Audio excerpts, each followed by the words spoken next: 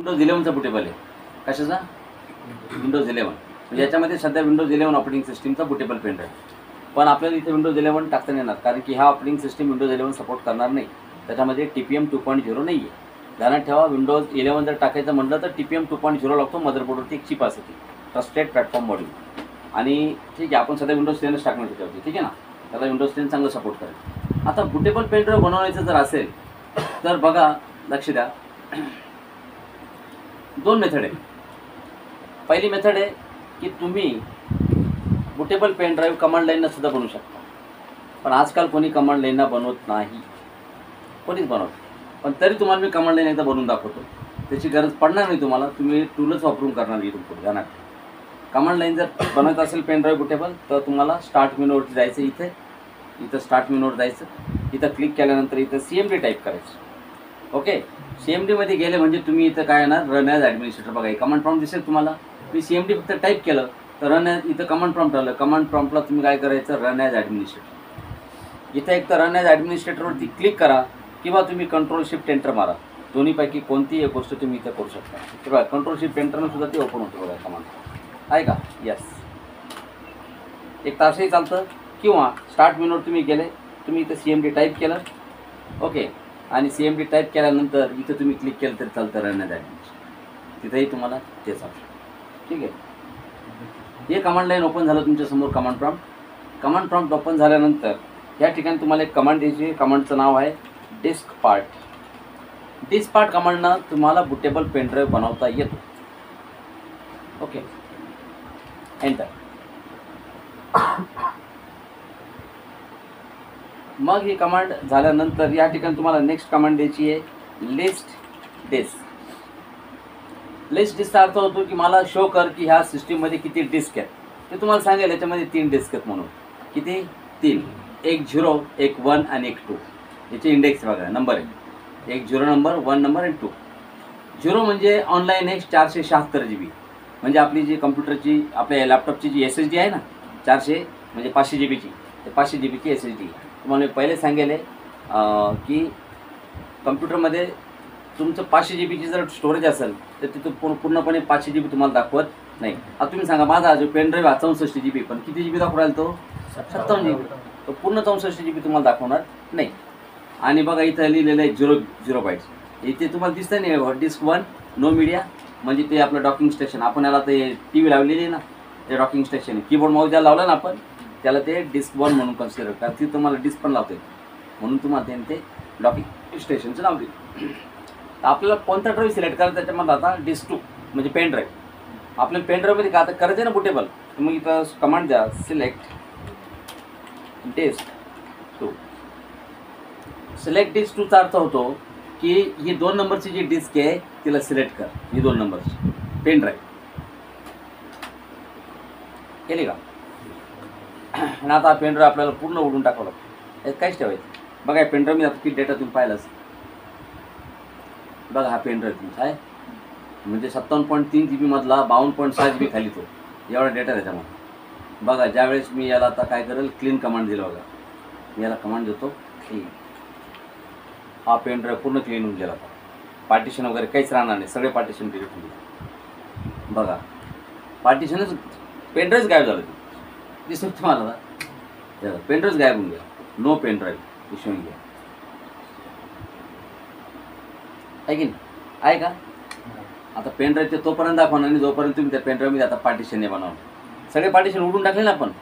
तुम्ही सांगा, तुमच्या शेतीमध्ये तुम्ही पार्टिशन नाही बनवले, काही नाही बनवले प्रॉपर पद्धतीनं, तुम्हाला काही करता येईल का त्याच्यामध्ये? शक्यच नाही. मग तुम्ही जर असं जर केलं तर सगळ्यात जास्त काँग्रेसच उघडलं. बरोबर आहे. भाजप नाही, आपलं हे नाही होणार, काय म्हणतात, भाजप पीक नाही होणार का? चला, तर मग ह्या ठिकाणी कमांड द्या, create partition primary. Create partition primary म्हणजे आपण इथं प्रायमरी पार्टिशन हे बनवतो. बरोबर. मग क्रिएट पार्टिशन प्रायमरी, एंटर मारा.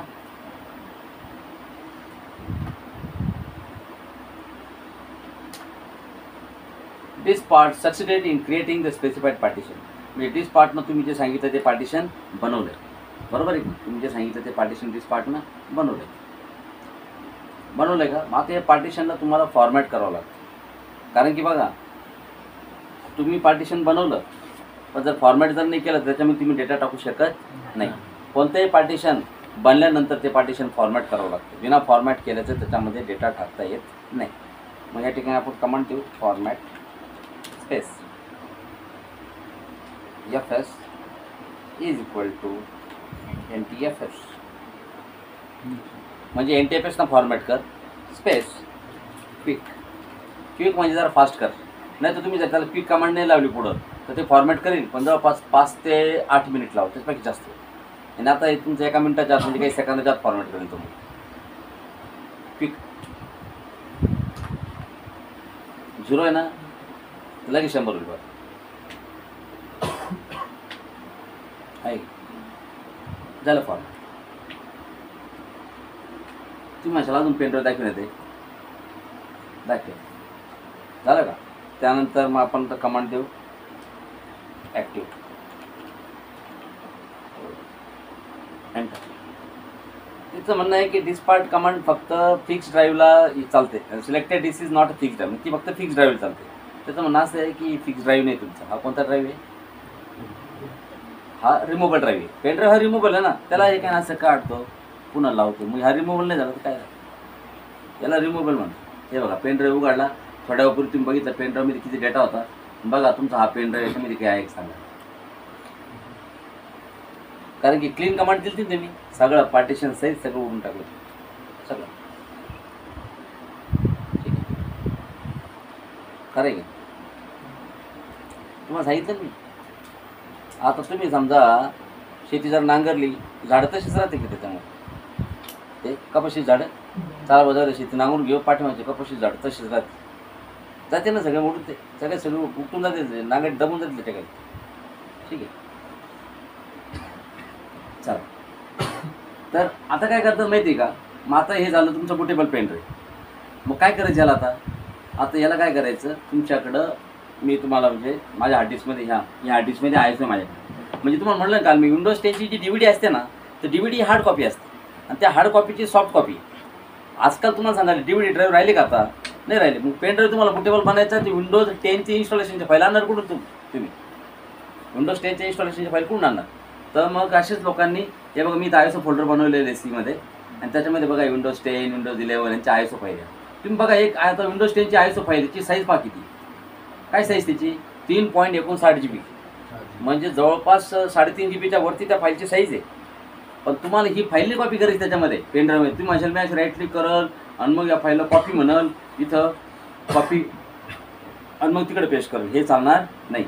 तुम्हाला काय करायचं? सगळ्यात पहिले ह्या फाईल जी दिसते विंडोज 10ची ISO फाईल, हिला राईट क्लिक करायचं आणि हिला माउंट करायचं. काय करायचं? माउंट ज्यावेळेस कराल ना, तर ही ISO फाईल अशी DVD सारखी ओपन होईल तुमची.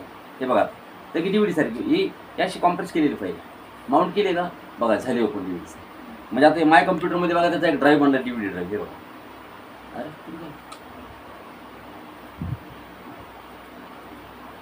अरे आलं का?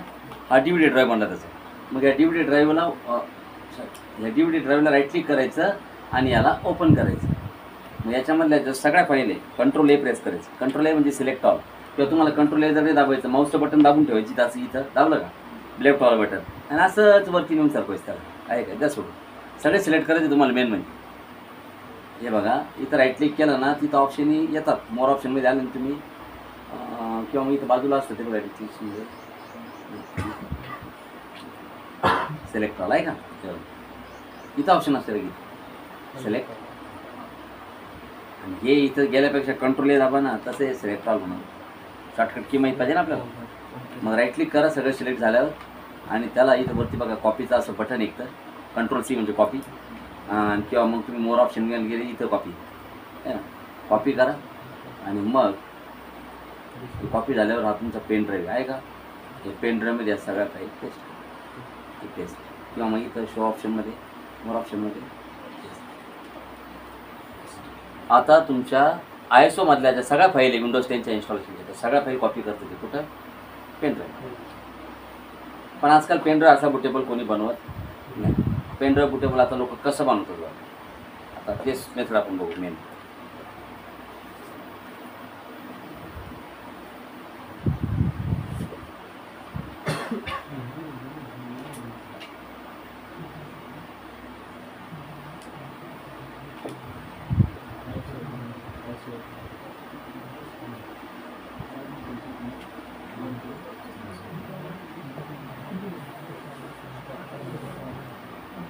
ज्यांनी आता नवीन नवीन लॅपटॉप घ्यायले, ज्यांच्या लॅपटॉप जर अपडेट वगैरे झालेलं नसतात, त्यांनी सरळ फिजिकल मशीनवरती प्रॅक्टिस करायची.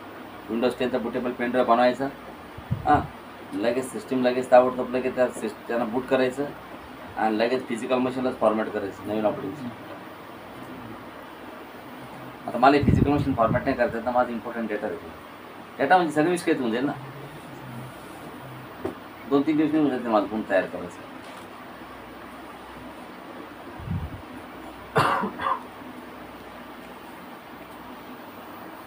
आणि ते मेथड म्हणजे कोणतं? रुफूज. तुम्हाला ना रुफूज नावाचा टूल येतो बघा डेस्कटॉपवरती, मी इथे आणले. तुम्ही इंटरनेटून डाउनलोड करा त्याला. किती MBचा पाहता तुम्ही? फक्त 1.10 MB. गुगलवर फक्त टाईप करा तुम्ही रुफूज डाउनलोड. अरे बाप, सुरुवातीच्या 10-12 लिंक तर त्याच्याच राहतील. समजलं ना तुम्हाला? ओके, ते रुफूज याला रन करा. येस, बघा जसं काही रुफूज सॉफ्टवेअर चालू झालं, ते चालू झालं छोटंसं आहे एकदम. त्याच्याने बघा ऑप्शन काय आहे, disk or image, IS image आहे का आपल्याकडं? हो, माझ्याकडे IS इमेज. कुठे आहे? सिलेक्ट. माझ्याकडे IS इमेज आहे विंडोज 10. पुढे ती Windows C ड्राईव्हमध्ये IS photo. Windows 10 मला इन्स्टॉलेशन करायचं.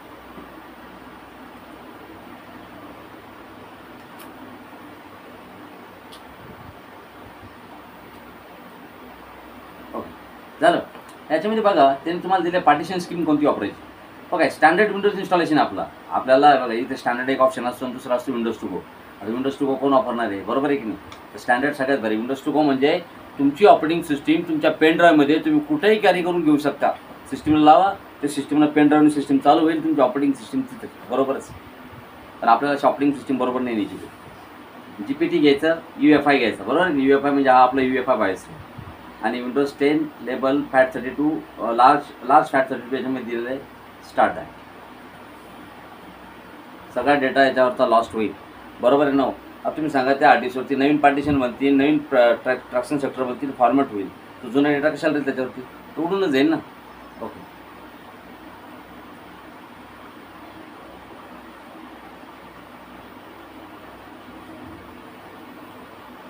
ना याला एक ऑपरेटिंग सिस्टीम इन्स्टॉलेशन सिम्बॉल येतं लगेच. हे बघा, हा कसा आपला DVD ड्राईव्ह आहे. हा DVD ड्राईव्ह कोण टाकला आपण निजेट केला, DVD ड्राईव्ह घ्या. हा विंडोज 10चा बनला की नाही आपला. बघा इन्स्टॉलेशन सिम्बॉल लागेल त्याला. सक्सेसफुली हा इन्स्टॉलेशन सर्टिफिकेट आहे तयार झाला. बस आता काय करायचं, त्याला काढून घ्या. तो ॲडव्हान्स मोडमध्ये जायचं. खाली बघा ॲडव्हान्स मोड दिसतोय का? ॲडव्हान्स मोडमध्ये जायचं आहे. ओके, ॲडव्हान्स मोडमध्ये बूट आहे. आणि बूट म्हणल्यानंतर इथं सगळ्यात तुम्ही खाली आले बघा, याच्यामध्ये बुटिंग ऑर्डर दिलेली. बुटिंग ऑर्डरनुसार फर्स्ट बूट डिव्हाइस आहे तुमची. हे बघा इथं बूट प्रायोरिटीमध्ये USB पहिले आले, तरी पण इथं USB तुम्ही सिलेक्ट करा. USB म्हणजे पेन ड्राईव्ह. बरोबर आहे की नाही? ह्या पेन ड्राईव्ह आपलं बुटिंगमध्ये पहिले ऑर्डर पाहिजे पेन ड्राईव्ह. सर त्यासाठी SSD ब्लँक असावं लागतं आपल्याला. हां, काय गरज नाही ब्लँक असतो. आपल्याला जे आहे तर आपल्याला पेन ड्राईव्ह करायचं आहे. बघा ऑलरेडी तसं इथं फर्स्ट बूट डिव्हाइस पेन ड्राईव्ह आहेच. हे का आहे की नाही? हे का बूट ऑर्डरमध्ये फर्स्ट काय आहे? UEFI USB. नमस्कार, काय कुठं राहिलं? हां, तर बघा आता या ठिकाणी बूटमध्ये आपण घेतलं फर्स्ट बूट डिव्हाइस काय आहे हे बघा. इथं बूट ऑप्शनमध्ये दिलं ना, फर्स्ट बूट डिव्हाइस आपलं काय आता USB म्हणजे UEFI. बरोबर आहे की नाही? म्हणजे आपलं हेच आहे. हे बघा हे खालचं दिवस तुम्हाला हे पेन ड्राईव्ह आपला फर्स्ट बूट डिव्हाइस आहे की नाही? तर आता क्लिक केलं मी. आता सिस्टीम पेन ड्राईव्हने चालू व्हायला पाहिजे. नाही व्हाय ना? नाही म्हणजे काय झालं तुम्हाला खरं सांगू का याला ना,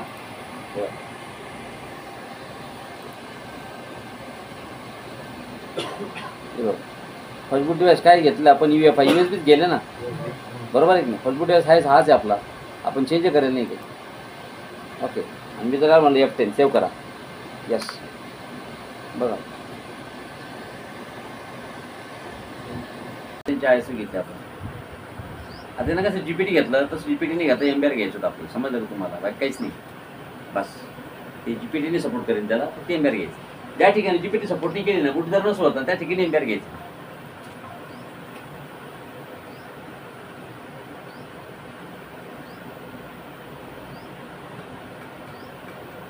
सगळा डेटा उडेल नाही उडवायचा ना बरं नाही विचारून घेतलं भाऊ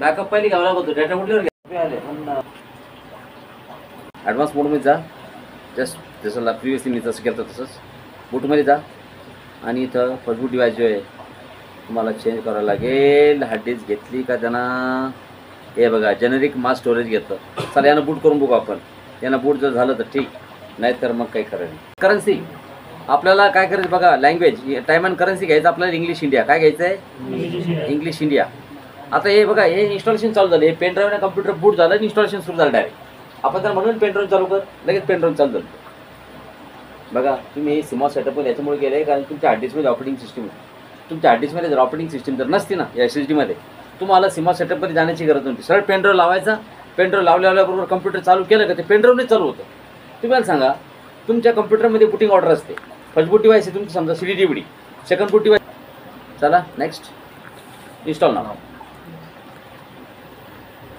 आता बघा या ऑपरेटिंग सिस्टीम इन्स्टॉलेशन करताना तुम्हाला एक लायसन्स ॲग्रीमेंट आले लायसन्स टर्म्स आहे बघा एखादी छोटी दुकान जर तुम्ही चालू केली तर लायसन्स लागतं तुम्हाला बरोबर हां कॉपॅक्ट आहे बरोबर आहे की नाही किंवा वेगवेगळ्या ठिकाणचे वेगवेगळे याच्यात वेगवेगळ्या ठिकाणी धर्मादाय कारण तुम्ही जोपर्यंत ॲक्सेप्ट म्हणत नाही ना तोपर्यंत नेक्स्ट बटन येत नाही आणि नेक्स्ट बटन जर नाही आलं तर तुम्ही इन्स्टॉलेशन करू शकत बरोबर आहे की नाही हे बघा तुम्ही काय कराल बरं तुम्ही जर ॲक्सेप्ट नाही केलं तर I accept the licence terms मला तुमच्या लायसन्सचे म्हणजे आपण काय म्हणतो मायक्रोसॉफ्टला तुमचे जेवढे लायसन्सचे जेवढे टर्म आहे तेवढे सगळे मला मंजूर आहे बरोबर आहे की नाही तर मग काय हां ठीक आहे नेक्स्ट बघा दोन ऑप्शन आले अपग्रेड अँड कस्टम आता बघा अपग्रेड कधी करतात नाही शिकवलं जातं तुम्हाला कस्टम घ्या कस्टम म्हणजे बिलकुल starting from the scratch Naveen installation पूर्ण नवीन बघा याच्यामध्ये ऑलरेडी ह्या हार्ड डिस्कमध्ये पार्टिशन आहे बघा ही हार्ड डिस्क जी ना टोटल 240 GB हार्ड डिस्क नाही SSD काय आहे तुम्ही म्हणशाल सर ती 1 TB दाखवली ती मोठी लावलीच नाही आपण बघितली ना पूर्ण पार्टिशन उडवलं म्हणजे डेटा पण उडवला संपला विषय हे काय सगळं उडून टाकू आपण काहीच ठेवायचं नाही ना रे का बाज ना बजेगा ठीक आहे ना आता बघा 223 GB बघा ही 240 GB आहे पण तुम्हाला का पूर्ण 240 मिळेल का ती बरोबर तुम्हाला किती मिळेल 223 220 अशी मिळेल तर आपलं 223 GBची SSD मग तुम्ही सांगा याच्यामध्ये तुम्हाला किती पार्टिशन बनवेल आता बघा तुमच्या समोर एवढी जागा आहे तसं तुम्ही शेतात जातात क्लिक करा कशावर न्यू म्हणजे नवीन बनवा मग आता हे बनवायचं आपण आज धरायचं आपल्या भाषेत की आपल्याला आता C बनवायचं आहे काय बनायचं आहे हां मग त्याला साईज द्यावं लागेल किती कपॅसिटी द्यायची तुम्हाला कपॅसिटी किती द्यायची ध्यानात ठेवा ही कपॅसिटी जी असते ही कशी असते कपॅसिटी म्हणजे तुम्हाला C ड्राईव्हला किती स्पेस द्यायची टोटल किती स्पेस आहे 223 GB पण देताना तुम्हाला काय असं राहतं खूप गर्दी राहतील हां 1024 बाई याला म्हणतं कधी वा व्हेरी गुड हे बा रे 1024 त्या पुढं 2 शून्य लावले हे झाले 100 GB बरोबर बोलत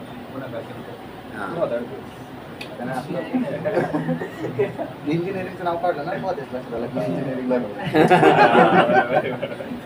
त्याला कळलं यार त्याच्यावर इंजिनियर जागा झाला का रे चला त्याला वाटलं सर म्हणले ना आळशी म्हणाल काय तरी शोधायचं शोधलं बरं आपला घरा पण बघा तरी सुद्धा ते 100 GB बनणार नाही कारण काय माहिती का विंडोज फीचर्स करंटली ओके बघा त्याला 2 पार्टिशन बनवले बघा 95.5 GB तुझं बरोबर होतं 100 GB पण 500 MB कडे कट झाले ना वरती बरोबर आहे म्हणजे आपला अजून 500 MB वरती यायला पाहिजे काही गरज नाही त्याला ठीक आहे ना हे बघा आपलं जे पार्टिशन पाहिजे ते हे बरोबर आहे आता तुम्ही सांगा सिस्टम रिझर्व पार्टिशन 500 MBचं म्हणलो त्याच्यामध्ये आपल्या विंडोजचे ते सिस्टम रिझर्व पार्टिशन जे आहे ना आणि आता तुम्ही म्हणशाल सर फॉर्मॅट करावं लागेल बिलकुल फॉर्मॅट केल्याशिवाय डेटा टाकताच येत नाही पण कन्सेप्ट कसा आहे आपण आता ऑपरेटिंग सिस्टम इन्स्टॉल करतोय ऑपरेटिंग सिस्टम इन्स्टॉल करताना तुम्ही ऑपरेटिंग सिस्टम टाकते ते फॉर्मॅट करूनच गेल ना ते आता चालू मध्ये प्रोसिजर एकदम हे पाहिजे काय पाठवला start with your region operating system याच्या पेनड्राईव्हमुळे सुरू झालं इन्स्टॉलेशन नाही तर आता तुम्ही घरी गेले असते